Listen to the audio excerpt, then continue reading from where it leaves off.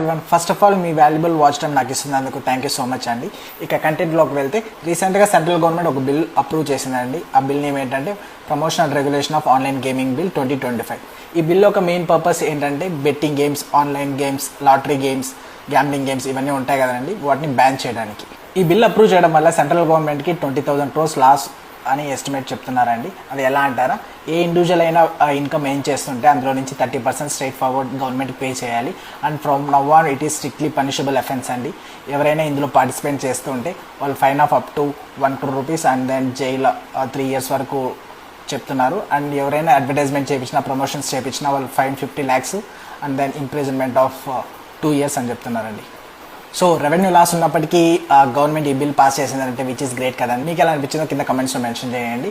So knowledge content కోసం ఈ videos చేస్తున్నానండి. మీకు నచ్చినట్టయితే లైక్ చేయండి, కామెంట్ చేయండి, ఫాలో చేయండి. జై హింద్.